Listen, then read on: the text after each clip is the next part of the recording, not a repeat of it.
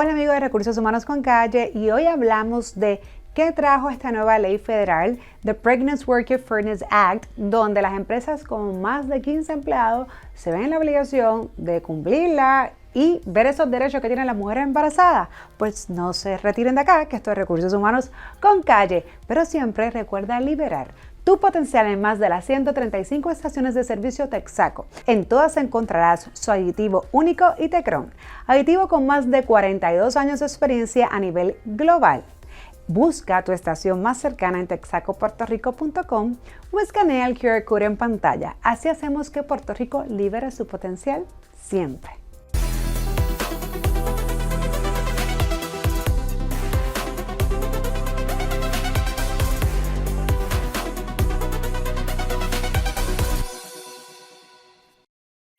Saludos amigos de Recursos Humanos con Calle, y como les mencioné, hoy vamos a hablar de la nueva ley federal para esas mujeres embarazadas y patronos con más de 15 empleados y otras cositas más. Y para eso he invitado a la licenciada Gisela Sánchez, gracias por estar aquí nuevamente, del bufete Ferraioli. Licenciada, gracias. Gracias por la invitación. Pues, licenciada, cuéntanos un poco, porque hemos escuchado mucho, ¿no?, sobre esta nueva ley y cuáles son los cambios, algunos que tienen que hacer los patronos, pues, para esas mujeres que estén embarazadas en el lugar de empleo, que cada día somos menos, pero esperemos que, ¿verdad?, que ese número crezca. Cuéntame, ¿qué trae esta nueva ley? Pues esto es una nueva ley que básicamente lo que hace es ampliar ciertos derechos que ya existían bajo otras leyes federales. Lo que requiere es que los patronos cubiertos, que son aquellos, como mencionaste, con 15 empleados o más, le den un acomodo razonable a las mujeres embarazadas, ya sea un acomodo razonable que necesiten por razón del embarazo, por razón del nacimiento del hijo, o alguna condición médica relacionada. Puede ser por razón o que haya surgido de o que se haya agravado la condición, ¿verdad?, por alguna de esas tres categorías. Y esos acomodos no tienen que ver con licencias. O sea, que un acomodo bajo esta ley no significa que después te voy a enviar por una licencia para que te recuestes o lo que fuese. O sea, ¿cuál es la diferencia? Hay muchas personas que dicen, pero es que ya todo esto estaba cubierto, tal vez en diferentes legislaciones estatales o federales.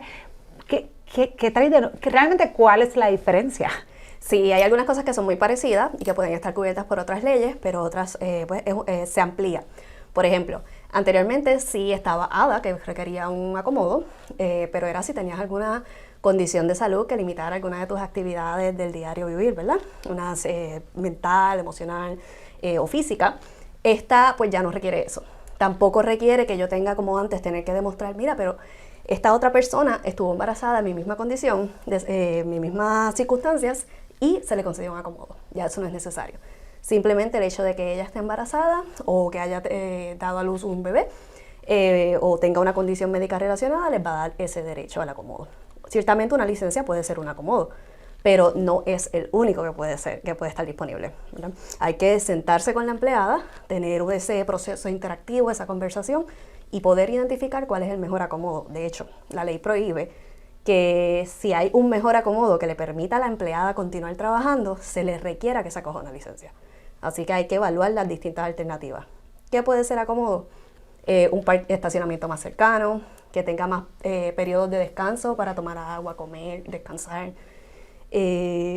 Alguna silla que sea necesaria, una silla particular, que no tenga que desempeñar funciones que la pongan en contacto con sustancias que puedan afectarle, ¿verdad?, su estado de embarazo, que puedan causarle daños a ella o al bebé. Hay infinidad de acomodos, múltiples cosas que se pueden considerar caso a caso dependiendo del trabajo que realice esa empleada. Cuando hablamos, licenciada, de acomodos razonables, comúnmente Recursos Humanos o el patrono tiene también esa comunicación con el médico, ¿no?, que es el profesional, donde puede decir, mira, pues estas son unas recomendaciones desde el punto de vista médico, ¿no?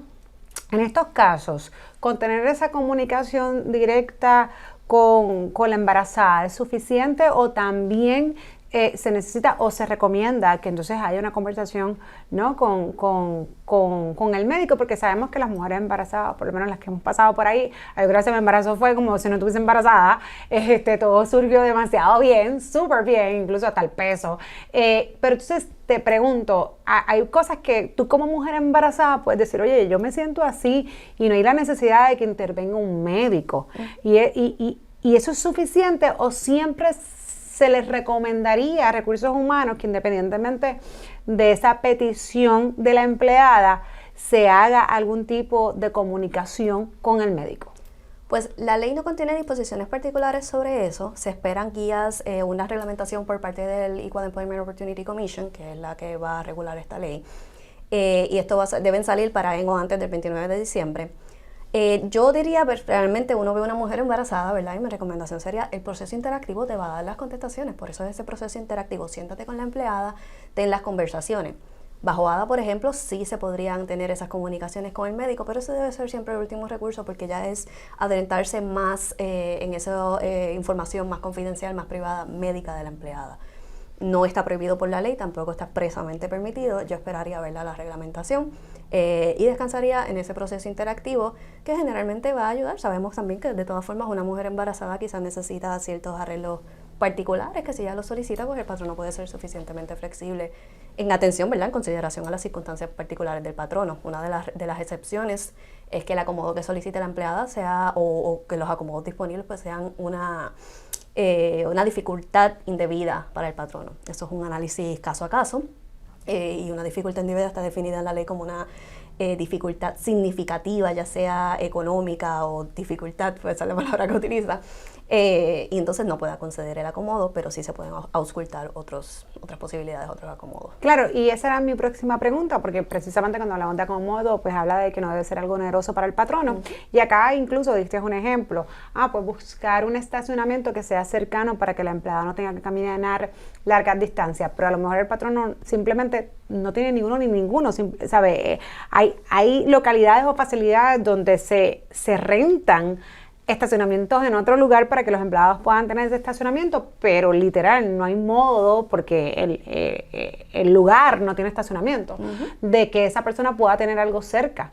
Así que ahí a lo mejor aunque quisiera, el patrono pues no tendría esa oportunidad y entonces en ese caso pues no se podría dar ese acomodo que sería no caminar largas distancias. Así que ¿cuál sería a lo mejor una recomendación en ese caso? Pues enviarla por licencia o trabajo remoto si es que fuese la posibilidad de que este trabajo pudiese ser remoto. Sí, todo es un análisis, siempre se recomienda, siéntense con la empleada, sigan ese proceso interactivo y hagan un análisis caso a caso, ¿verdad? Hay que evaluar cuál es el trabajo, las tareas que realiza esa empleada.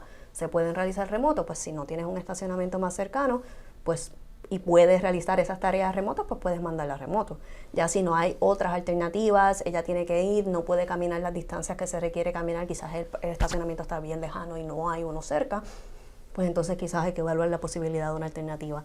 Pero esa debe ser la última opción, irse en una licencia o quizás evaluar, ¿verdad?, licencias locales que le permitan irse con paga y no pierda ese ingreso.